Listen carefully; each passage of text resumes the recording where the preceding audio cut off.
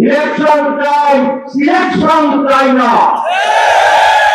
ইমানের তিন অংশ: মুখে উচ্চারণ, মনে মনে বিশ্বাস এবং কর্মে বাস্তবায়ন। সংস্কারের তিন অংশ: ঐক্যবদ্ধ পোষণ, আইনি মর্যাদা প্রদান এবং সেটাকে কার্যকর করণ। নতুন সরকার আসলে এখানে ভালো করে পরিষ্কার করে জিনপুতের দেওয়া করে গলায় কামিজ পড়াইয়া আমাদের দেশের উপদেষ্টা মন্ত্রী প্রধানমন্ত্রীকে বসে কিছুটা হইলেও সঠিকভাবে দেশ চালাইতে পারিনি। আজকে সমাবেশ কেন? নির্বাচনের দাবিতে না, নির্বাচন যে তারিখে দিচ্ছে এটা ঠিক আছে। আমরা তার আগে নির্বাচন চাইছিলাম, ডিসেম্বর হলেও আমরা ঠিক করতাম, কিন্তু আমরা তো নির্বাচন চাই। কি বলে এদেশের মানুষ 54 বছরে কোন নির্বাচনে দেখে নয়। এবার মানুষ আশা করে এবার একটি সুষ্ঠু নির্বাচন হবে। আমরা ইলেকশন চাই, সিলেকশন চাই না। এই নির্বাচন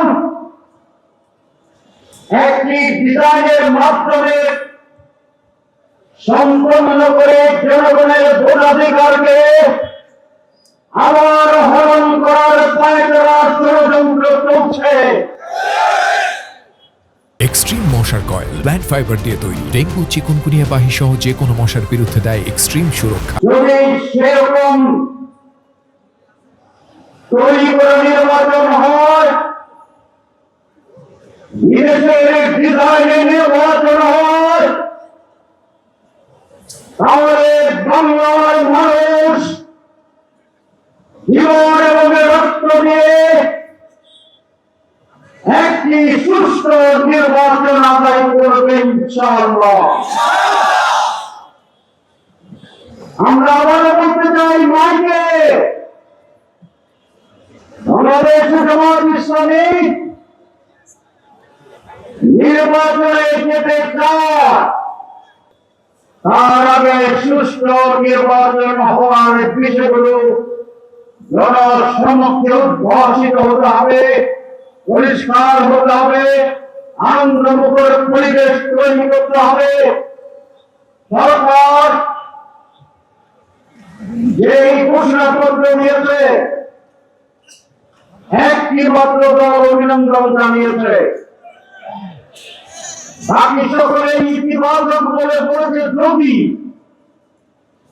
যদি এটা করা হয়, যদি এটা করা হয়, তাহলে মেজরিটি দল শর্তহীনভাবে এই ঘোষণাকে গ্রহণ করে না। নির্বাচনে আমরা বলেছি সুষ্ঠু নির্বাচনের জন্য সংস্কার জরুরি। সরকার বলেছে, প্রধান উপদেষ্টা বলেছেন, মাসের পর মাস সংস্কার কমিশন করে আমাদের প্রচুর সময় নিয়েছেন, ব্রেনস্টর্মিং হয়েছে। সব কিছু করার পরে তারা বলছে এটার কোন আইনি ভিত্তি নাই। তবে আইনি ভিত্তি যদি না থাকে তাহলে সংস্কার কি হয়েছে? ইমানের তিন অংশ: মুখে উচ্চারণ, মনে মনে বিশ্বাস এবং কর্মে বাস্তবায়ন। সংস্কারের তিন অংশ: ঐক্যবদ্ধ পোষণ, আইনি মর্যাদা প্রদান এবং সেটাকে কার্যকর করণ। আমাদের সরকার মুখে স্বীকার করছে, আর যেটা করে না। ইমান আনছে, সংস্কার হচ্ছে, আপনি বলছেন সংস্কারের জরুরি। এখন সংস্কার ছাড়া আপনি কি করতে চান? আমরা চাই যে সমস্ত জায়গায় সংস্কারে আমরা একমত হয়েছি সেটাকে আইনের মাধ্যমে আগামী নির্বাচন হতে হবে।